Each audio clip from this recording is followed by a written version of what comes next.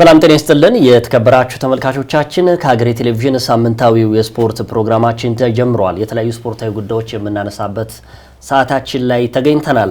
ከ30 ሺህ በላይ ተሳታፊዎች የሚሳተፉበት የዘንድሮ 23ኛው ሀገር አቀፍ የባህል ስፖርቶች ውድድርና 19ኛው ስፖርት ፌስቲቫል በሐረር ክልል ሐረር ከተማ ከመጋቢት 20 እስከ መጋቢት 27 በድምቀት ይካሄዳል። ይህንን በማስመልከት ዞተር እንደምናደርገው የአፍሪካ ባህል ስፖርቶችና ጨዋታዎች ኮንፌዴሬሽን ተቀዳሚ ምክትል ፕሬዝዳንትና እንዲሁም የኢትዮጵያ ባህል ስፖርቶች ፌዴሬሽን ፕሬዝዳንት ወይዘሮ ህይወት መሐመድ ጋር ቆይታ ልናደርግ እዚህ ስቱዲዮ ተገኝተናል። እንዴት አለሽ ህይዊ ብያለሁ።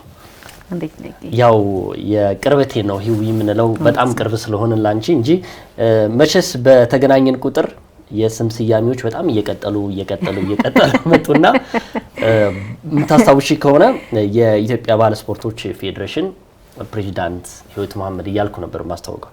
አሁን ደግሞ ተቀጽሎ በአፍሪካ ደረጃ በጣም ደስ ብሎናል። እውነት ለመናገር ያው በተገናኘን ቁጥር ከባህል ስፖርቶች ውድድር ውጪ ደግሞ የተለያዩ ኢቨንቶች ሲካሄዱ ታላቁን ድርሻ ከሚያከናውኑ አመራሮች መካከል ያው አንቺ ትገኛለሽ። ወጣትም ስለሆንሽ በተረፈ ደግሞ በባህል ስፖርቶች ላይ ብዙ አመታቶችን እንደማሳለፍሽ አንቺ እያልኩ ነው ቅርበታችን የምናወራው። እንደው መቼስ የፊታችን እሁድ ላይ በታላቅ ድምቀት በሐረር ከተማ ታላቅ ሁነት ይካሄዳል። እንደው ከዛ በፊት ግን ማነሳቸው ጉዳዮች ይኖራሉ። ህይወት ምናልባት እንግዲህ ኢትዮጵያ ውስጥ በርካታ ፌዴሬሽኖች አሉ። አብዛኞቹ ድምጥ ማጣቸው እየጠፋ ያሉ እንዴ እስከሚያስብል ደረጃ እየሄዱበት ባሉበት አጋጣሚ ውስጥ መቼስ የባህል ስፖርቶች ኢትዮጵያ ላይ እንደ ሌሎቹ አትሌቲክስ፣ እግር ኳስ እንደሚባለው ደረጃ አሁን በጣም እየተገዳደረ የሚገኝ ትልቅ ፌዴሬሽን ሆኗል። እንደው ሚስጥሩ ምንድነው? ከዚህን ጀምር እስኪ። አመሰግናለሁ ይገደብ። እኔም እንደ ፌዴሬሽን በተለይ ባህል ስፖርት ላይ ትኩረት አድርጋችሁ ስለምትሰሩ መረጃ ለህብረተሰቡ ስለምታደርሱ ስለ እውነት ሀገሬ ቴሌቪዥን በጣም ማመስገን ፈልጋለሁ። ጥሩ የሆነ ክሩ ነው ያላችሁ። በተለይ ለሀገር በቀል ስፖርት እንደ ሀገርኛ ሊሆኑ ስፖርቶች በጣም ልዩ ትኩረት አድርጋችሁ ስለምትሰሩ ማመስገን ፈልጋለሁ። እንግዲህ ያው ባህል ስፖርት የኛነታችን መገለጫ ስፖርት ነው። ሁሌም እንደምንለው በልዩ ትኩረት ካልተሰራ በልዩ ትኩረት ተነፍጎ የኖረ ስፖርትም ስለሆነ ከወትሮ በተለየ መልኩ በልዩ ትኩረት መስራት ስፖርቱን ያሳድጋል ብዬ አስባለሁ። ለዛም ጥሩ የሆኑ ስራ አስፈጻሚዎች አሉ። በየጊዜው በምን አይነት መልኩ ስፖርቱን ማሳደግ አለብን የሚለውን በየጊዜው ሴትን እየጨመርን የተሻሉ እቅዶችን በደንብ እየያዝን በየጊዜውም ደግሞ እቅዶቻችን እየገመገምን ለስኬታማነቱ ከተለያዩ ባለድርሻ አካላቶች ጋር እየሰራን እንገኛለን። እግዚአብሔር ይመስገን ያው በሁለት አመታቶች ውስጥ የተሻሉ ስራዎች የሚባሉ ሰርተናል። ግን እንደ ኢትዮጵያ የብዝሃ ባህል ባለቤት እንደሆነች ሀገር አሁንም የሚገባትን ያህል ሰርተናል ብለን አናስብም፣ በተለይ በባህል ስፖርት። ምክንያቱም ኢትዮጵያ ቀደምት ሀገር ነች። የራሳችንን በርካታ ነገሮች ለዓለም ከምንሸጣቸው ነገሮች ዋናውና አንዱ የባህል ስፖርታችን ነው። ነገር ግን በዛ ልክ ትኩረት ሳያገኝ ኖረዋል። አሁን ደግሞ ያለውም አመራር እንደ ሚኒስትር መስሪያ ቤት ያሉት አመራሮች በጣም ፖዚቲቭና ቀና ናቸው። ስለዚህ ይሄን ጊዜ መጠቀም ያስፈልጋል ማለት ነው ስፖርቱን ለማሳደግ። ከዚህ አኳያ እንግዲህ ኦልሞስት የሙሉ ጊዜ ስራችን በሚባል ደረጃ ነው እየሰራን ያለ ነው ባህል ስፖርትን ለማሳደግ። እንደምታውቀው ከስልጠናም ከውድድርም ከተለያዩ ከጥናትና ምርምርም ከተሳትፎ አኳያ ብዙ ስራዎችን እየሰራን ነው። የሚጠበቅበትን ያክል ባይሆንም ግን ጥሩ ጅምሮች አሉ። ብዙ ስራዎችን እየሰራን ነው። ያለውም ደግሞ መነሳሳት የተሻለ ነገር የተሻለ እንድንሰራ የሚያደርግ ነውና ጥሩ ነው። እንግዲህ ከልብ ፍላጎት ያው ፌዴሬሽኑ የተሻለ ለውጥ እንዲኖረው አንደኛ ከልብ ፍላጎትና ትልቅ ህልም ያለው ቅድና ፍላጎትና ህልም ሲኖርህ በጋራ ደግሞ ከሚመለከታቸው ባለድርሻ አካላቶች ጋር ስንሰራ ደግሞ ከዚህ በተሻለ ነገር እናሳድጋለን ብዬ አስባለሁ። በዛ ልክ እንግዲህ እየሰራን ያለን። ያው መቼስ ወደ እሁዱ ታላቅ ሁነት እንመለሳለን፣ እንደረደራለን። እንደው በመቼስ በዚህ የአፍሪካ ባህል ስፖርቶችና የጨዋታዎች ኮንፌዴሬሽን ምክትል ተቀዳሚ ፕሬዚዳንት እንደመሆንሽ ባለፉት በርካታ ወራቶች ላይ ብዙ ሁነቶች ነበሩ፣ ኢትዮጵያ ውስጥም የተሳተፉ ነበሩ። ከዛ በተረፈ ደግሞ ከኢትዮጵያ ውጭም ደግሞ የተሳተፉባችሁበት አፍሪካ ላይ ትልልቅ ሁነቶች ነበሩ። እንደው መቼስ በዓለም ላይ በዚህ የዲጂታል ሚዲያ ዓለም ላይ ሆኗል። በርካቶች ደግሞ ይህንን ሁነት እየተከታተሉ የሚገኙት በዲጂታል ሚዲያው ላይ ሆኗል። አንዱ ደግሞ አይሾ ስፒድ ኢትዮጵያ ሲመጣ የኛን ባህል ካስመለከቱ ትልልቅ ጉዳዮች ውስጥ የገና ጨዋታ አንዱ ነበረ። አንቺ ያንበሳውን ድርሻ ያሽው ወደዛ እንዲመጣም ትልቁን ሚና የተጫወትሽው ከብዙ ቲክቶከሮች ጋር ግንኙነት ፈጥረሽ መቼም የባህል ስፖርቱ ወደ ዓለም ላይ እንዲታወቅ ትልቁን ድርሻ አድርጋችኋልና እንደው ይህንንም አንድ ጥያቄ ላድርገው። በቀጣይነት ባለፉት በርካታ ወራቶች ምን ስኬቶች ነበሩ? የውስጥ ውድድሮች እንደነበሩ ማቃለው። ከዛ በተረፈ ደግሞ አንቺም ደግሞ የሴቶች የወሩ ምርጥ እጩዎች ውስጥም ገብተሽ እንደነበር ይታወሳል። እና ይህ እንግዲህ በአፍሪካ መድረክ ትልቅ ተጽዕኖ ፈጣሪ ሴቶች የሚያደርጉት ነው። እንግዲህ የባህል ስፖርቶች ብዙ ነገሮችን እያሻገረን ይገኛልና እንዴት ነበር እንደው ወራቶቹ? እንግዲህ ከምን በአንጻራዊነት ከምን ላንሳው? ባለፈው መጥቼ እዚህ ካወራሁት በኋላ ከዛ በኋላ እንችላለን። እንግዲህ ያው በአመቱ በርካታ ስራዎችን ሰርተናል። በርካታ ስልጠናዎችን ሰጥተናል።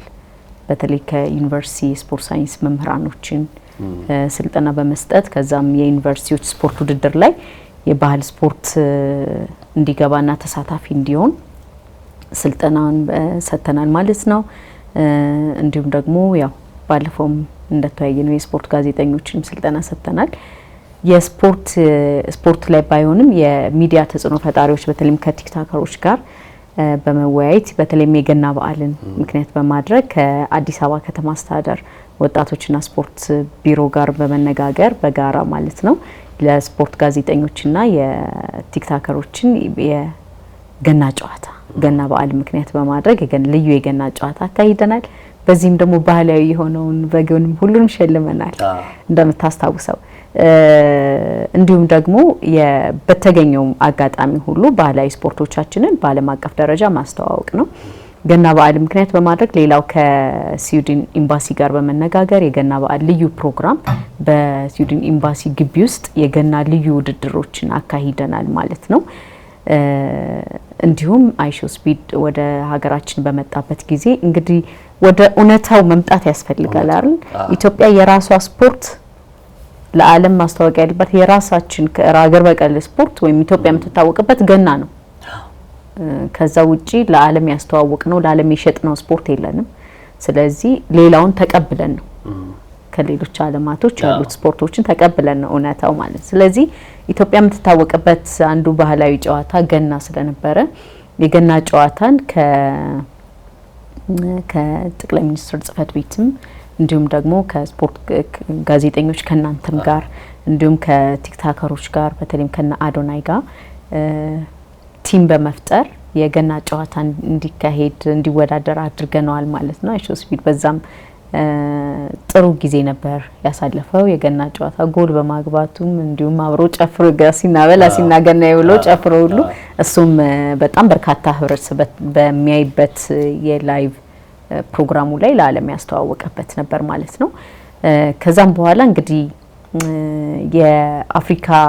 ኢትዮጵያ የአፍሪካውን የመጀመሪያ የመልቲ ኢቨንት ፌስቲቫል 2026 እንደምታስተናግድ ይታወቃል። ባለፈው በነበረን ጉባኤ ላይ ሆስት ማድረግ እድሉን አግኝተናል ተሰጥቶናል ማለት ነው።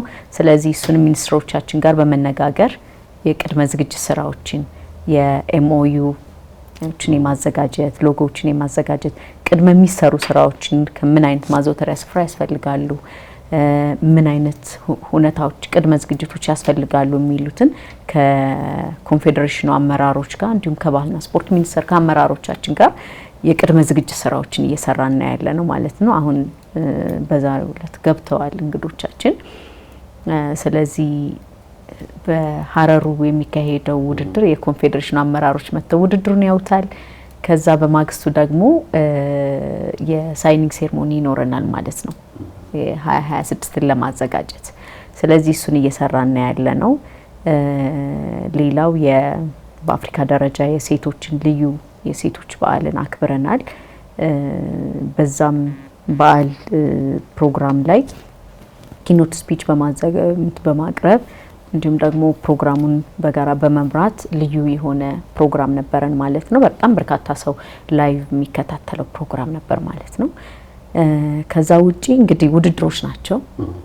ውድድሮች በተለይም ባህል ስፖርት ተረስቶ ስለነበረ በመላ ኢትዮጵያ ጨዋታ ተካሂዶ አያውቅም። መላ ኢትዮጵያ ተብሎ የኢትዮጵያውያን ስፖርት የሆነ ባህል ስፖርት ገብቶ አያውቅም ነበር። ስለዚህ በዚህ በባለፈው በተካሄደው በዚያም ውድድርም መላ ኢትዮጵያ ውድድር ላይ የባህል ስፖርት እንዲገባ ተደርጓል።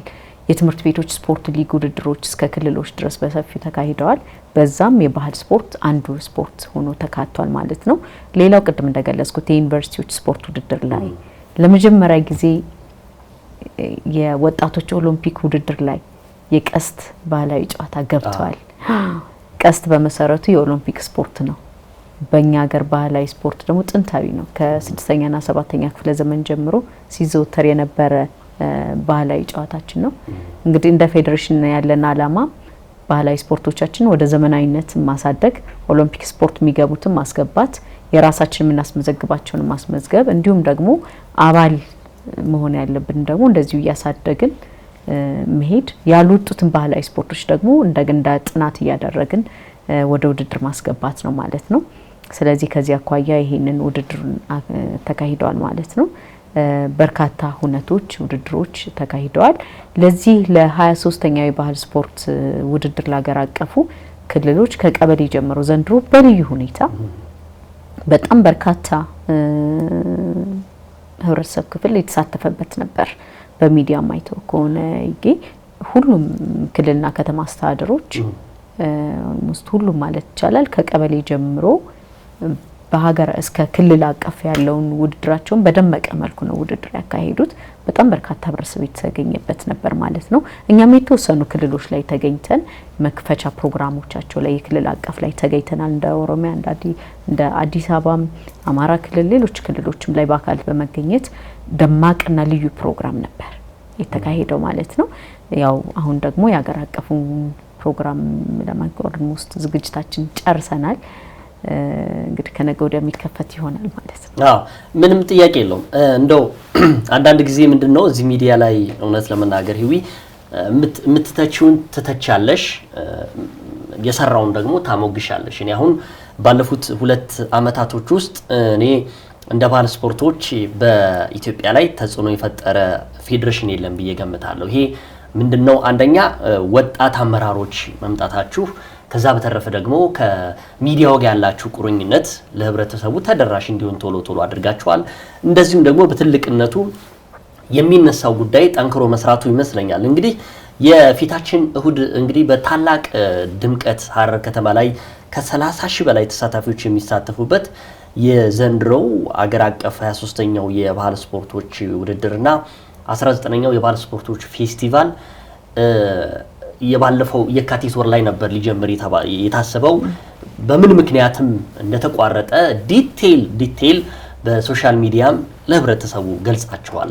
ይሄ እንግዲህ አንዱ ዘመናዊነት ነው እየገምታለሁና አንዱ የውስጥ ውድድሮች መኖራቸው ለዚህ ውድድር ትንሽ የመገፋት ምክንያት እንደሆነም ነግራችሁናል። የፊታችን እሁድ የሚካሄደው ውድድር ከሌሎቹ ውድድሮች ዝም ብዬ ሳስበው በጣም የተለየ በጣም የተሻለ ኢትዮጵያን ብቻ ሳይሆን አፍሪካን ሊያስተዋውቅ የሚችል በጣም ትልቅ ውድድር ነው ብዬ ገምታለሁ። እነማን ይመጣሉ በዚህ ውድድር ላይ? ምንስ አስባችኋል? ከውድድሩ ውጪ ዓለም ላይ አፍሪካ ብቻ ሳይሆን ዓለም ላይ ኢትዮጵያን ለማስተዋወቅ ምን እየተሰራ ይገኛል? ሂዊ አመሰግናለሁ። ያው በደንብ ገልጸዋል። ውድድሩም የተራዘመበት ምክንያት አንደኛ ዓላማው በራሱ በርካታ ህብረተሰብን በባህል ስፖርት ተሳታፊና ተጠቃሚ ማድረግ ነው። ስለዚህ ከአገር አቀፉን ቀኑ በጣም እንትን ብለ ነው አሳጥረ ነው ሰው ሳይሳተፍ አገር አቀፉ ላይ ጎልቶ ከሚወጣ በርካታ ህብረተሰብ ክፍል ያለው ከቀበሌ ጀምሮ ያለው ነውና እሱም በየደረጃ ውድድሮች በጣም በደማቅ መልኩ እንዲካሄድ በማለት ሀሳብ ነው። እንዲሁም ደግሞ ውድድሮች መደራረብ በሀገር አቀፍ ደረጃ በጣም በርካታ ሁነቶች ናቸው የተካሄዱት እንደምታውቀው፣ በዛ ምክንያት ነው። ስለዚህ ጥሩ ሆኗል መራዘሙ በራሱ ማለት ነው። በትክክለኛው ጊዜ ነው አሁን ውድድሩን ለማድረግ ዝግጅታችን ያጠናቀቅ ነው ማለት ነው። ስለዚህ በሀገር አቀፍ ደረጃ አንደኛ በደንብ በጣም ጥሩ ፉክክር ያለበት ይመስለኛል። ለምን በጣም የቅድመ ዝግጅት ስራ ክልሎች ላይ በደንብ ውድድር ስለተካሄደ ጥሩ ስፖርተኞችን ይዘው ይመጣሉ። ጥሩ ፉክክር ይኖራል። በጥሩ ስፖርታዊ ጨዋነት ውድድሮች ይመራሉ። ከዛ ባለፈ ደግሞ ከአፍሪካ እንግዶች አሉን። የስቲል ፕሬዚዳንቱ እስካሁን ለምን ውድድሮችን 2-3 ጊዜ ውድድሮችን ቀን በቀየርን ቁጥር ትንሽ ያላቸውን ፕሮግራም አሁን ላይ ያላቸው ፕሮግራም ላይ ተደራርቧል። ከዛ ውጭ ግን የኮንፌዴሬሽኑ ቸርማን እንዲሁም ደግሞ የኮንፌዴሬሽኑ ሲኦ እነሱ ኦሬዲ ቲኬታቸውን ልከዋል። ኦሬዲ ዛሬ ይገባሉ ማለት ነው። ቀኛም ቅድመ ዝግጅት ስራችንን ጨርሰናል። ስለዚህ እነሱ ይገኛሉ። የኮንፌዴሬሽኑ አመራሮች መገኘታቸው እንዲሁም በዚህ ፕሮግራም ላይ ትልቁ ፕሮግራም መካሄዱና ላይቭ ይኖራል ፕሮግራሙ እንዲሁም በጣም ደማቂ ይሆናል።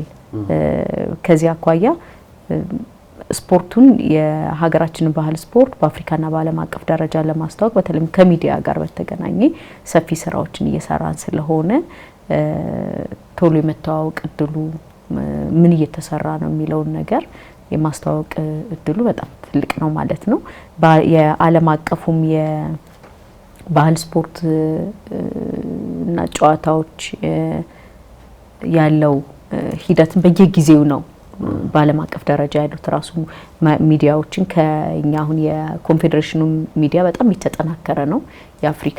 ስለዚህ መረጃዎችን በየጊዜው ነው ሼር የሚያደርጉት ማለት ነው። ከኛ ፖስት የምናደርገውን ኮንፌዴሬሽኑ ሼር ያደርጋሉ፣ እነሱ ደግሞ የዓለም አቀፉ ከነሱ ይወስዳሉ። ራሱን የቻለ ደግሞ ትልቅ የአመራሮች በጣም በርካታ አመራሮች ያሉበት የዓለም አቀፉ ራሱን የቻለ ቻናል አለ። በዛም ላይ የሚተላለፍ ይሆናል ማለት ነው። ስለዚህ በጣም ትልቅ እድል አለው ማለት ነው። ከዛ ባለፈ ደግሞ የነዚህ አመራሮቹ መምጣት በዚህ ውድድር ላይ ቅድም እንደገለጽኩት ኢትዮጵያ የመጀመሪያውን የአፍሪካ መልቲ ኢቨንት ፌስቲቫል ባህል ስፖርት ፌስቲቫል ስለምታዘጋጅ ከዚህ ቅድመ ዝግጅት ጀምሮ ኢትዮጵያ ምን እየተሰራ ነው የሚለውን ነገር ልዩ የሚዲያ ትኩረት ያገኛል። ስለዚህ እነሱም ከአፍሪካ ከተለያዩ ሀገሮች ሲመጡ ምን እየተሰራ እንደሆነ በደንብ መረጃዎችን ተደራሽ የሚያደርጉ ነው የሚሆነው ማለት ነው። በአጠቃላይ እንደ ሀረር እንዳስተናጋጅ ክልልም ደግሞ በተለይ እንደምታየው ከኮሊደር ልማቱ አኳያ ከተለያዩ ከማዘውተሪያ ስፍራ አኳያ በጣም በርካታ ስራዎችን ሰርተዋል። ኢቭን የመክፈቻ የሚደረግበት ሜዳ ሁሉ አርቲፊሻል ሳር ሁሉ ለዚህ ፕሮግራም ታስቦ የተሰራ ነው። በጣም በርካታ ወጪዎችን አውጥተው ከማደሪያ ከጸጥታ ከተለያዩ አኳያ ስራዎችን እየሰሩ ነው ያሉት። በየጊዜው እየገመገምን ያለ ነው። ርዕሰ መስተዳድሩ ናቸው የያዙት የሀረሪ ክልል ስራውን በራሱ ማለት ነው እየገመገሙ በየጊዜው ያሉት። ስለዚህ ትልቅ ዝግጅት ተደርጓል። ክልሎቻችን ሰፊ ዝግጅት አድርገዋል ማለት ነው። ሁሉም ክልል ይሳተፋል። ስለዚህ ዘንድሮ ልዩ ያደርገዋል ብዬ አስባለሁ። አዎ እንግዲህ እኛም የፊታችን ወደ የሚጀምረውን ሁነት ለመታደም ወደዛው እንሄዳለን። ከዛ በተረፈ ደግሞ ለተለያዩ የህብረተሰብ ክፍሎችም ደግሞ ተደራሽ እናደርጋለን ብዬ ገምታለሁ። ምናልባት በእርግጠኝነት መናገር የሚቻለው ከዚህ ከውድድሩ በላይ ኢትዮጵያን በዓለም አቀፍ ደረጃ ማስተዋወቁ ነው። ከዛ በተረፈ ግን አንድ ጊዜ እዚህ ቁጭ ብለን በምናወራበት ጊዜ እንደው ይሄን ውድድር ከኢትዮጵያ አልፎ በአፍሪካ ደረጃ ለማሳደግ ብዙ ነገሮችን እየሰራን እንገኛለን ብለሽን ነበር። እንደው ምን ደረሰስ? አሁን ለምሳሌ ያው ተቀዳሚ ምክትል ፕሬዚዳንት እንደመሆንሽ መጠን ከአፍሪካ ኮንፌዴሬሽኑ ፕሬዚዳንቶች ከአመራሮች ጋር እንደው አህጉር አቀፍ ለማድረግ ይሄን ውድድር ኢትዮጵያም እንዳስተናጋጅ 2026ን ተጽዕኖም ለመፍጠር ትልቅ ጊዜ ቦታ ይኖራታል ብዬ ገምታለሁ። ይሄ ውድድርና ከምን ደረሰስ? ያ ነገር እየሄደ ነው ወይ?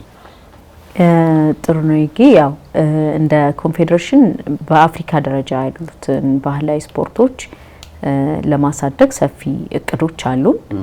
ከዛ ውስጥ የተመረጡ ባህላዊ ስፖርቶችን በአፍሪካ ደረጃ የተመረጡትን ደግሞ በ2028 ሎስ አንጀለስ ኦሎምፒክ ላይ ለማስተዋወቅ ከአይኦሲ ጋር በተለይ ፕሬዚዳንቱ በዚህ አፕሪሺየት ማድረግ ፈልጋለሁ። ፕሬዚዳንቱ በደንብ በሰፊው እየሰሩበት ነው ያለው። እንዲሁም ደግሞ እንደ ኮንፌዴሬሽን ቅድመ ዝግጅት ስራዎችን በማነጋገር ፕሮግራም በማስያዝ እነዚህ ስራዎችን እየሰሩ ነው ያለው። አላማው ምንድነው? የአፍሪካን ብዙ አይተ ከሆነ ዓለም ላይ ያሉ ስፖርቶችን አይተ ከሆነ ብዙዎቹ ከአፍሪካ የወጡ አይደሉም። ብዙዎች ስፖርቶች ከሌሎች ሀገራቶች ዓለም ሀገራቶች የመጡ ናቸው። በአንድም መልኩ በሌላም መልኩ ብዙ ከኢትዮጵያ ውጪ ያው በቅኝ ግዛት ምክንያት ብዙ ስፖርቶችን ተቀባይ ከመሆን ነገር አለ። የራሳችን አውጥተን ከማጉላትና ከማሳየት ከማስተላለፍ ከማሳደግ በሌሎች ሀገሮች ተዘውታሪ እንዲሆኑ ከማድረግ ይልቅ ሌሎች ስፖርቶችን ተቀብሎ ወደን እሱን እንትን ከማለት ላይ በደንብ ስላልተሰራበት ነው። በአፍሪካ ደረጃ ራሱ ኮንፌዴሬሽኑ በ2018 ነው የተቋቋመው። የቅርብ ጊዜ ነው። ብዙዎቹ የአፍሪካ ሀገሮችም ስናይ ደግሞ በፌዴሬሽን ደረጃ ራሱ የተቋቋሙት በደንብ ወደ ስራ የገቡትም በቅርብ ጊዜዎች ናቸው። ኢትዮጵያ እንደውም በዚህ የረጅም ጊዜ የፌዴሬሽን የረጅም ጊዜ ታሪክ ያላት ሀገር ነች። አባል አለመሆን ላይ ነው የዘገየ ነው እንጂ በፌዴሬሽን ደረጃ 1970 ዓመተ ምህረት የተቋቋመ ፌዴሬሽን ነው። ረጅም አመት ታሪክ ያለው ፌዴሬሽን ነው።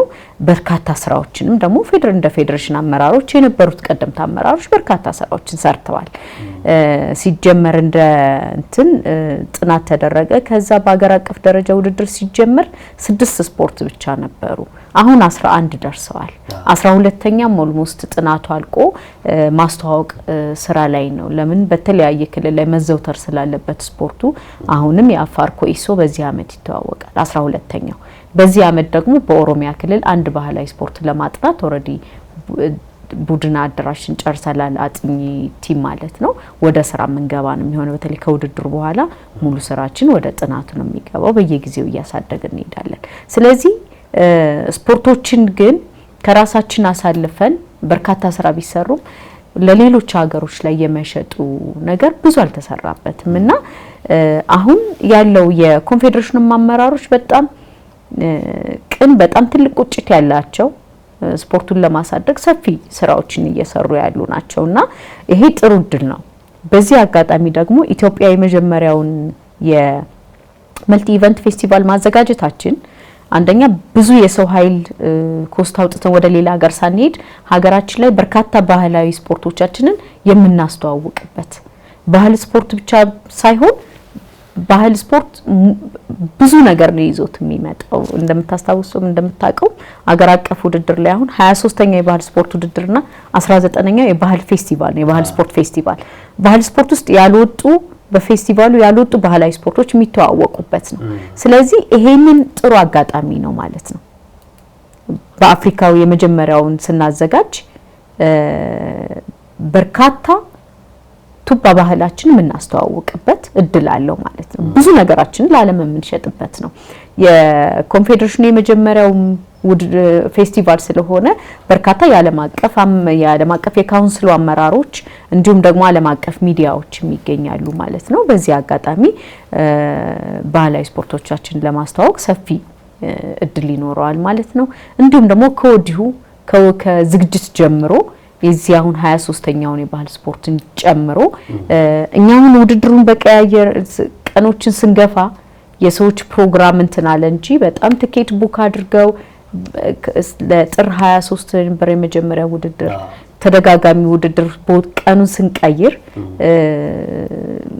አሉ እንጂ በጣም በርካታ የአፍሪካ ሀገራቶች የመምጣት ፍላጎት አላቸው። ስለዚህ ቀጣይ ላይ ደግሞ የበለጠ የምንሰራበት ከወዲሁ ከዝግጅቱ ጀምሮ የሚዲያ ከቨሬጅ ያገኘ የምንሰራበት ስለሚሆን ትልቅ እድል አለው ማለት ነው። መልካም ውይይታችን ይቀጥላል። የተከበራችሁ ተመልካቾቻችን ከሀገሬ ቴሌቪዥን እየተመለከታችሁት ያለው ዘወትር ሰኞና አርብ ምሽት ላይ የሚተላለፈው የስፖርት ሾው ፕሮግራማችን ነው። ዛሬ በልዩነት እያነሳን የምንገኘው የአፍሪካ የባህል ስፖርቶችና ጨዋታዎች ኮንፌዴሬሽን ተቀዳሚ ምክትል ፕሬዚዳንት እንዲሁም የኢትዮጵያ ባህል ስፖርቶች ፕሬዚዳንት ከሆኑት ወይዘሮ ህይወት መሐመድ ጋር ቆይታ እያደረግን እንገኛለን። ስለ 23ኛው ሀገር አቀፍ የባህል ስፖርቶች ውድድርና 19ኛው የባህል ስፖርቶች ፌስቲቫል የፊታችን እሁድ በይፋ መጀመሩን አስመልክቶ ነው። ምናልባት እንደው ሂዊ ባለፈው አመት ላይ አይ ቲንክ ካልተሳሳትኩኝ ከአንድ ክልል ውጪ ሁሉም ተሳታፊ ነበሩ እየገምታለሁ። ዘንድሮስ ሁሉም ክልሎች የመሳተፍ እድል ይኖራቸዋል ወይ? ከዛ በተረፈ እንደው ትልቅ ጥያቄ የሚሆንብኝ በተወሰኑ ክልሎች ብቻ የበላይነት የተያዘው ይሄ የውድድሩ ቁንጮ ውድድሩን የማሸነፍ ነገር እንደው ሌሎች ክልሎችስ አሁን የውስጥ ውድድሮች ሲካሄዱ በዛ ለማድረግ ውድድሩን ተፎካካሪነቱ ከተወሰኑ ክልሎች ከፍ ለማድረግ የተሰራበት ሂደት አለ ወይ? ተቀናቃኝ እንዲሆኑ ተወዳዳሪ ብቻ ሳይሆኑ ተፎካካሪ እንዲሆኑ እየተሰራበት ያለበትስ ጉዳይ አለ ወይ? እስኪ እንጫወት እሱ ላይ ደግሞ። ጥሩ ይጌ እንግዲህ ያው በመጀመሪያ በዚህ ውድድር ልዩ የሚያደርገው እስካሁን ባለን መረጃ ትናንትም ክቡራቱ መክዩ መሐመድ ጋር ክልል ቢሮ ኃላፊዎችን አወያይተናል፣ ገምግመናል። በነበሩት ሳምንታትም በየጊዜው ያላቸው ውድድርም እየገመገምን ነው። ተሳታፊ ሁሉም አስገብተዋል። እስካሁን ሁሉም ይሳተፋል በሚል ነው መረጃ ያለን ማለት ነው። ኦልሞስት ጉዞ ነገ ለጉዞ ሁሉም የሚጀምሩበት እንደም ከዛሬ ጀምሮ ኦሬዲ ወደ ጉዞ የሚንቀሳቀሱ ናቸው ያሉት ማለት ነው። እሱ ነው። ሌላው ተሳታፊን በተመለከተ ያው እንደሚታወቀው 3 ክልል እና 4 ምናምን የተወሰኑ ክልሎች ላይ በደንብ ይሰራሉ። እኔ መጀመሪያ እነሱ ማመስገን ፈልጋለሁ። በጣም የሚፎካከሩት በደንብ ስለሚሰሩ ነው። በደንብ በተለይም እንደ አዲስ አበባ፣ ኦሮሚያ፣ አማራን ብንወስድ ታዳጊ ፕሮጀክት ላይ በጣም ይሰራሉ። ትምህርት ቤት ላይ በጣም ይሰራሉ። ስለዚህ እነሱ የስራ ውጤት ነው የሚያፎካክራቸው። ስለዚህ በዚህ አመት ያደረግነው ምንድነው ውድድሩን አዘግይተን የውስጥ ውድድራቸው የተጠናከረ እንዲሆን ሁሉም ቦታ ላይ የውስጥ ውድድራቸው ዝም ብለው ሰብስበው እንዳያመጡ ከታች ጀምሮ ውድድር ተደጋጋሚ ያደረከ ቁጥር የተፎካከረ የተወዳደረ ውጤት በርካታ ተወዳዳሪዎች ጋር ተወዳድረው የሚመጣ ውጤታማ ይሆናልና ስለዚህ መወዳደር ብቻ ሳይሆን ተፎካካሪ ዘንድሮ በጣም ጥሩ ፉክክር ይኖራል ብዬ አስባለሁ። ለምን ሁሉም ክልል እና ከተማ አስተዳደር የውስጥ ውድድራቸውን በደንብ አካሂደዋል። ከታች ጀምሮ በርካታ ስፖርተኞች የተሳተፉበት ውድድር አካሂደዋል። ስለዚህ ጥሩ ፉክክር ይኖራል ብዬ አምናለሁ። ያው በተደጋጋሚ እንደሚታየው 3 በተለይ አዲስ አበባ፣ ኦሮሚያ፣ አማራ በጣም የዋንጫ ፉክክር በእነሱ ላይ ይሆናልና ስለዚህ ዘንድሮ ደግሞ በደንብ ሁሉም ክልል የውስጥ ውድድሩን አካሂዷል። የበለጠ ደግሞ ታዳጊ ፕሮጀክት ደግሞ ሁሉም ቦታ ላይ እንዲሰፋ እየሰራን ያለ ነው። ይሄ ማጠናከር ይፈልጋል ማለት ነው። ትውልድ ላይ መስራት ያስፈልጋል። አሁን ከዚህ ከውድድሩ ባለፈ የዚህ የዋንጫው የሜዳሊያው እንትን የሚለው ነገር አላፊ ነው ወይም ደግሞ ከዚህ ውድድር ሲያልፍ ኦሬዲ እንትን የሚል ነው። ነገር ግን ትውልድ ላይ ታዳጊ ላይ ከሰራን ነገን ባህል ስፖርት ላይ መሰረት ጥለን ነው የምናልፈው። የራሱን ባህል የሚወድ ዜጋ ስፖርቱን ለማሳደግ የሚፈልግ ዜጋ መፍጠር ትልቅ ነገር ነው። ስለዚህ ታዳጊ ፕሮጀክት ላይ የተወሰኑ ክልሎች ላይ ያሉን አሁንም ደግሞ ሁሉም ክልል ላይ እንዲሰፋ እንዲያድግ በጋራ እየሰራን ያለ ነው። እሱን ማጠናከር ይፈልጋል። እንዲሁም ደግሞ የውስጥ ውድድሩን ህብረተሰቡን በደንብ ተሳታፊ ማድረግ ያስፈልጋል ማለት ነው። እንግዲህ እሱን ስንሰራ የተሻለ ይሆናል ወደፊትም ማለት ነው። ዘንድሮ እንግዲህ ጥሩ ፉክክር ይኖራል ብዬ አስባለሁ። እንግዲህ አብረን እናያለን። አዎ ምናልባት እንግዲህ ያው ብዙ ነገሮች ይነሳሉ። እንደው ከዚህ ከዳኝነት ከተጠያቂነት አንፃር የተሰሩት አሁን ቅድም እንዳልሽኝ የውስጥ ውድድሮች መኖራቸው ለዚህ ለሀገር አቀፍ ውድድር ላይ ተፎካካሪ እንዲሆን አድርጓቸዋል። ተፎካካሪ ውድድሮች ሲካሄዱ ደግሞ የሆኑ ስህተቶች ሊኖሩ ይችላሉ። በዳኝነት የተሰጡ ስልጠናዎች ይኖራሉ ወይ? ምክንያቱም መቼስ ከ30 ሺህ በላይ ታዳሚያን የሚሳተፍበት ትልቅ ውድድር ነው። በውድድሮች ላይ ደግሞ እንግዲህ ከ11ዱም ክልሎች የተወጣጡ ታላላቅ ተወዳዳሪዎች ይሳተፋሉና ቅሬታ እንዳይነሳ ካሁኑ የተዘጋጃችሁበት ስልጠና የሰጣችሁበት አጋጣሚ ይሳል ወይ? ጥሩ ነው ይቂ ስልጠና ብቻውን የዳኛን አቅም አይጨምርም። ብዙ ጊዜ መስራት ያስፈልጋል። እኔም በዳኝነት ስላለፍኩ ማለት ነውና ዘንድሮ እንደውም ጥሩ የሚያደርገው ምንድነው በፊት በአመት አንድ ጊዜ ይሆንና ውድድሩ አንድ ዳኛ የባህል ስፖርት ዳኛ የሚለየው 11 የስፖርት አይነቶችን ማወቅ አለበት ህጉ 11 የስፖርት አይነት ህግ የምታውቀውና አንድ የስፖርት አይነት ህግ አውቀህ በየጊዜው ውድድር የምታካሂደው ደግሞ ይለያያል አይደል 11 ስፖርት አይነት አውቀህ ከዛ ላይ በአመት አንዴ 11ዱንም አፕላይ የምታደርገው ከሆነ በጣም ብዙ ስህተቶች ይፈጠራሉ እንግዲህ ያው ከቅርብ ጊዜ ወዲህ አንደኛ ውድድሮች በስተዋል ዳኞች በአመት አንድ ጊዜ ከሚያደርጉት ይልቅ ሁሉ ጊዜ በየውድድሩ የውድድር ህግን ተግባራዊ የሚያደርጉበት የሚሰሩ ስለሆነ ውድድሮች ደግሞ ከቀበሌ መተው እስከ ክልል አቀፍ በሚደርሱበት ጊዜ ባሉበት ቦታ ሁሉ በየዳኙ ነው እዚህ የሚደርሱት እንዲሁም ደግሞ በሀገር አቀፍ ያሉ ውድድሮችን በስተዋል አሁን መላ ኢትዮጵያንም የታዳጊ የሚሆን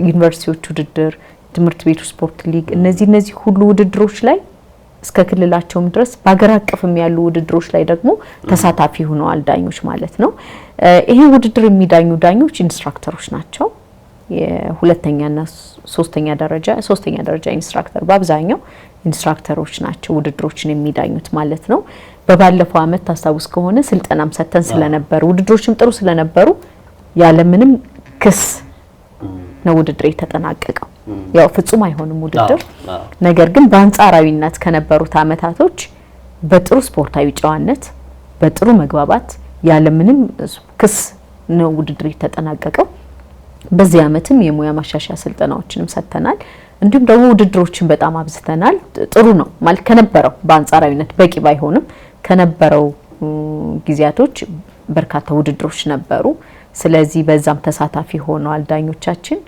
እንዲሁም ደግሞ ከውድድሩ በፊት ደግሞ የሙያ ማሻሻያ ስልጠናም ደግሞ እንሰጣለን የሁለት ቀን ሆነ 3 ቀን ስልጠናዎች ስለሚሰጡ ቀድሞ ዳኞች እንዲገቡት እንትን ተብሏል ኦሬዲ ዳኞች እየገቡ ነው ያሉት ስለዚህ ከዚህ አኳያ ጥሩ ስፖርታዊ ጨዋነት ሌላው የዓላማው መረዳት ነው ከዋንጫና ከሜዳሊያ ባለፈ የባህል ስፖርት አብሮነታችንን የምናጠናክርበት የራሳችንን ስፖርት አጉልተን የምናወጣበት ነው ወንድማማችነታችንና ህብረትማማችነታችንን የሁሉም እንደ ሀገር የራሳችንን ስፖርት ፕሮሞት የምናደርግበት ስለሆነ ከዚህ አኳያ ዓላማውን በደንብ በመረዳት ባይዞ ቡድን መሪውን ነው የሚመስለው ወይም ደግሞ አሰልጣኙን ይመስላል ይባላል አይደለ ከዚህ አኳያ ያሉ ደግሞ የክልል አመራሮቻችን ቡድናቸውን ደግሞ በጥሩ መልኩ ነው ይመራሉ ብለን እናስባለን እንዲሁም ደግሞ የኛም ደግሞ ዳኞቻችን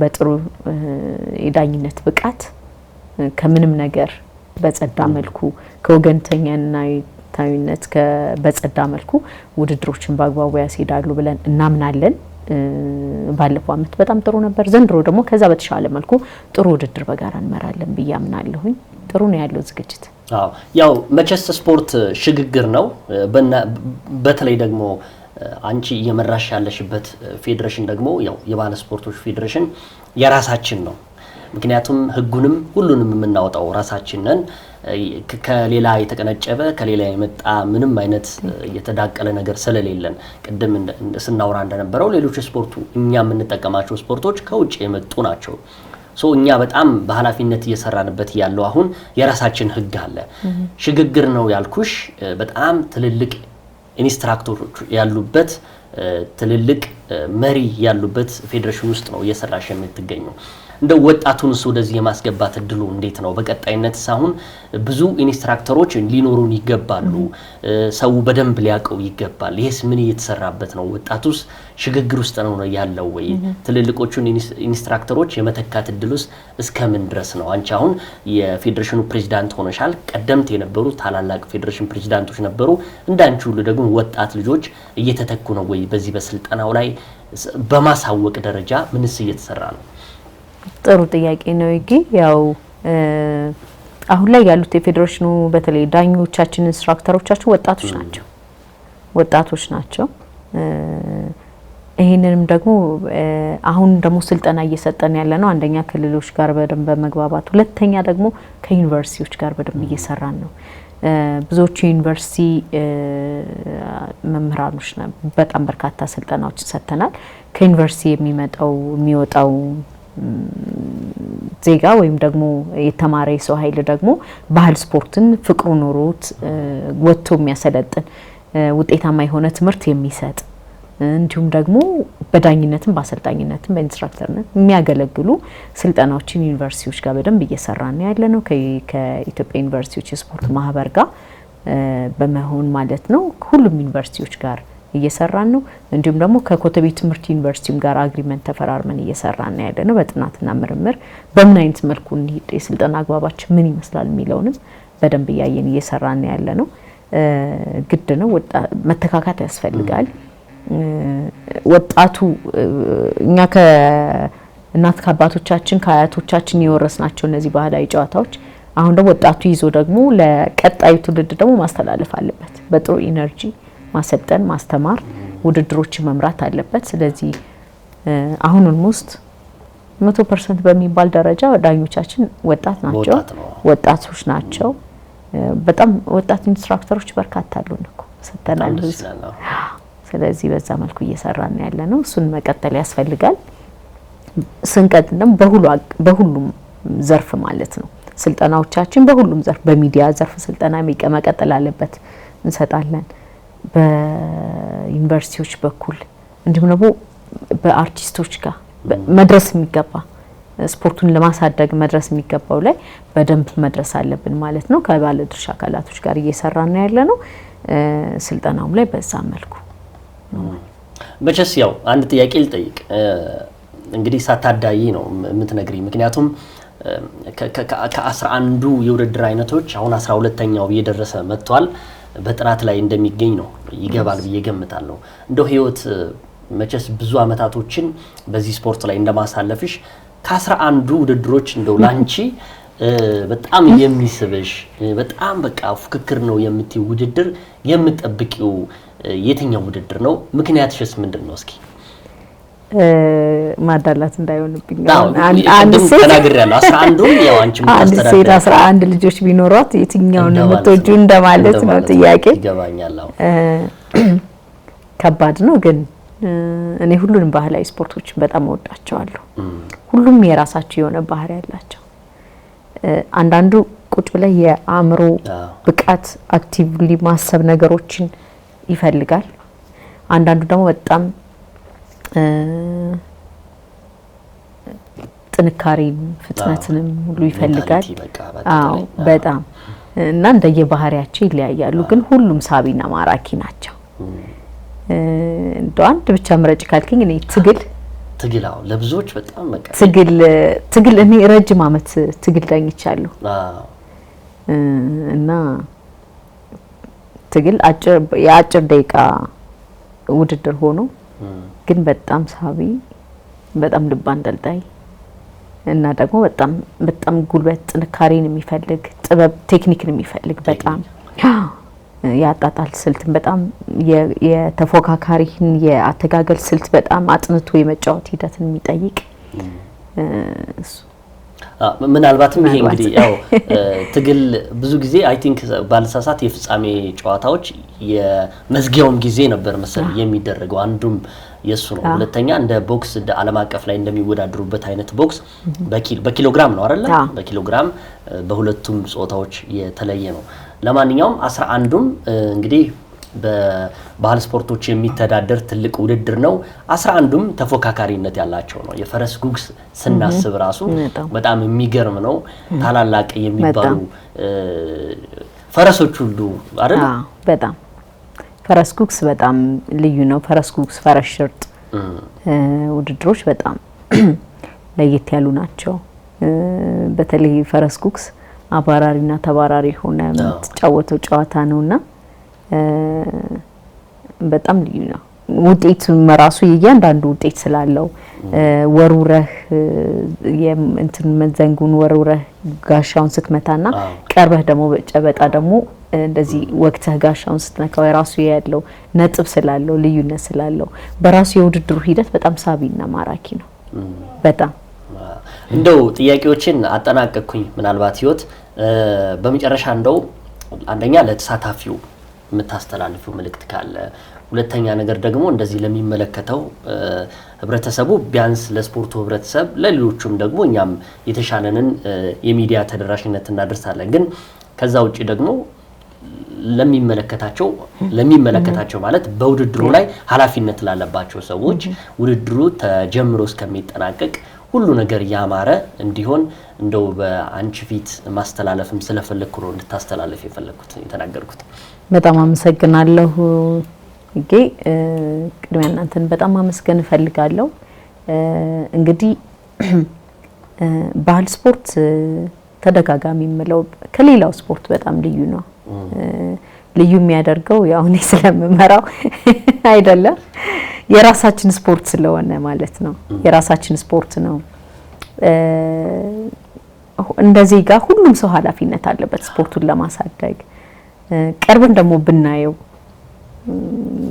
ስፖርቱን አሁን ቀርበን ብናየው ውድድሮችን ብንመለከት በጣም ውበት ያላቸው እውነት ለመናገር ከሌላ ሀገር ባህላዊ ስፖርቶች ወይም ዘመናዊ ስፖርት ብለን ከምንጠራቸው የተሻሉ በጣም በርካታ ስፖርቶች አሉን ማለት ነው። ስለዚህ ትኩረት ማድረግ ያስፈልጋል ወይም ደግሞ ቀርበን ብናያቸው ማለት እወዳለሁ። እንዳጠቃላይ እንግዲህ 23ኛ የባህል ስፖርት ውድድርና 19ኛ የባህል ስፖርት ፌስቲቫል እንደሚታወቀው ሰፊ የቅድመ ዝግጅት ስራዎችን አጠናቅናል። እንግዶቻችን እንግዲህ ከዛሬ ከነገ ጀምሮ ወደ ሀረር ይገባሉ። በዚህ ውድድር ይሄ የራሳችን ስፖርት ነው። ስፖርቱን ለማሳደግ የጋራ ኃላፊነት አለብን። ባህል ስፖርት የአብሮነታችን የእኛነታችን መገለጫ ስለሆነ ህብረ ብሔራዊ አንድነታችንን የምናጠናክርበት፣ አብሮነታችንን የምናጠናክርበት፣ እርስ በርስ ያለንን መተሳሰብ የምናጠናክርበት ልዩ ውድድር በመሆኑ እንግዲህ ልኡካን ቡድኖቻችን በጥሩ ስፖርታዊ ጨዋነት፣ በጥሩ መከባበር፣ በጥሩ መፈቃቀር ጥሩ የውድድር ጊዜን እንዲያሳልፉ እመኛለሁ። በእኛ በኩል በዳኝነትም በመስተንግዶም በተለያዩ ከአስተናጋጅ ክልሉ ጋር በደንብ ሰፊ ስራዎችን ሰርተናል። እንደ ባህልና ስፖርት ሚኒስቴር በጣም አመስገን እፈልጋለሁ። ይሄንን ውድድር በልዩ ሁኔታ በጀት በመመደብ በማገዝ ሰፊ ስራዎችን ሰርተዋል ሚኒስቴር መስሪያ ቤቱ። አሁን ያለው ሚኒስቴር መስሪያ ቤቱ አመራሮችን በጣም አመስገን እፈልጋለሁ። ለባህል ስፖርት ልዩ የሆነ ትኩረት አድርገው ነው የሚሰሩት ማለት ነው። እንዲሁም ደግሞ ሚዲያዎችን ማመስገን እፈልጋለሁ። ያው ከወዲሁ ውድድሩ በቀድሞ ጀምሮ የሚዲያ ከቨሬጅ በመስጠት መረጃዎችን ለህብረተሰቡ ተደራሽ በማድረግ ሀገሬን ጨምሮ ሌሎች ሚዲያዎችንም ሁሉንም ማመስገን እፈልጋለሁ። ውድድሩ ተጀምሮ እስኪጠናቀቅም ድረስ ለህብረተሰቡ መረጃዎችን ተደራሽ እንድታደርጉ አደራ ማለት እወዳለሁኝ። አጠቃላይ ደግሞ ባለድርሻ አካላት ደግሞ ስፖርቱን በጋራ እናሳድግ ማለት እወዳለሁኝ። ባህል ስፖርት የፌዴሬሽኑ ብቻውን ሊያሳድገው አይችልም። የምንችለውን ሁሉ እንሰራለን እንጂ ሜቢ በጋራ ሲሆን ደግሞ ሁሉም ባለድርሻ አካል ደግሞ ባህል ስፖርት የሚመለከተው ሁሉም ዜጋ ይመለከተዋል ብያለሁ። ተቋማቶች ባህል ላይ በተለይ የሚሰሩ ተቋማቶች፣ ስፖርት ላይ የሚሰሩ ተቋማቶች የሀገራቸውን ባህል ስፖርት እንዲያሳድጉ አደራ ማለት እወዳለሁኝ። አብሮ ለመስራት ቤታችን ክፍት ነው። እኛ እንደውም ብዙ እየሄድን ነው። ስለዚህ ባካችሁ ኑ አብረን እንስራ፣ ባህላዊ ስፖርቶቻችንን በጋራ እናሳድግ ማለት እወዳለሁ። ውድድሩ ተጀምሮ እስኪጠናቀቅ ድረስ በጥሩ ስፖርታዊ ጨዋነት ውድድሩ እንዲል አደራ ማለት እወዳለሁኝ። እንዲሁም ደግሞ የመጡት እንግዶቻችን ደግሞ ውድድሩን በጥሩ ሁኔታ ተደስተው ለአፍሪካም ለዓለም አቀፍ ተቋንትኖች መረጃዎችን የሚያደርሱበት ይሆናል ብዬ አስባለሁኝ። ስለዚህ አጠቃላይ በዚህ ፕሮግራም በኋላም ደግሞ የ2026 የአፍሪካ የመጀመሪያው መልቲ ኢቨንት ፌስቲቫል የባህል ማለት ነው ኤምኦዩ የምንፈራረምበትን ፕሮግራም ስለሚኖር ስለዚህ ቀጣይ ደግሞ ከዚህ ከአፍሪካ ከኢትዮጵያ ደግሞ እልፍ ብለን ደግሞ የኢትዮጵያን ባህል ስፖርት በአፍሪካ የምናስተዋውቅበት ሰፊ መድረክም ስለሚኖረን ለዛ ሁሉ በጋራ እንስራ ማለት እወዳለሁኝ። ሁሉንም ማለት ነው። በጣም አመሰግናለሁ። በድጋሚ ውድድራችን ስኬታማ እንዲሆን እመኛለሁኝ። ሁሉንም በጣም አመስገን እፈልጋለሁ። መልካም። ያው እኛም እንግዲህ ከውድድሩ በፊት ምን አይነት ሀሳቦች ተይዘዋል፣ እንዴት ነው ውድድሩ የሚለውን ጉዳይ ከአንቺ ጋር ቆይታ አድርገናል። በቀጣይ ደግሞ ውድድሩ ሲያልቅ ደግመር እንዴት ነበረ ውድድሩ የሚለውን ደግሞ እሱን ደግሞ እናነሳለን ብዬ አስባለሁ። ከ30 በላይ ተሳታፊዎች የሚሳተፉበት የዘንድሮ የ23ኛው ሀገር አቀፍ የባህል ስፖርቶች ውድድርና 19ኛው የባህል ስፖርቶች ፌስቲቫል በድምቀት ከመጋቢት 20 እስከ መጋቢት 27 በታላቅ ድምቀት በሐረሪ ክልል ሐረር ከተማ የሚደረግ ይሆናል ከነገ በስቲያ ማለት ነው። ይህንንም ሁነት ለሀገሬ ቴሌቪዥን ተከታዮች በስፋት እየዳሰስን ወደ እናንተ የምናቀርብ ይሆናል። ዛሬ በልዩነት እንግዲህ የአፍሪካ ባህል ስፖርቶችና ጨዋታዎች ኮንፌዴሬሽን ተቀዳሚ ምክትል ፕሬዚዳንት እንዲሁም የኢትዮጵያ ባህል ስፖርቶች ፌዴሬሽን ፕሬዚዳንት ከሆኑት ከወይዘሮ ህይወት መሐመድ ጋር ቆይታ አደረግን። በቀጣይ በሌሎች ጉዳዮች እንመለሳለን። እስከ ሳምንት መልካም ሳምንት ይሁንላችሁ።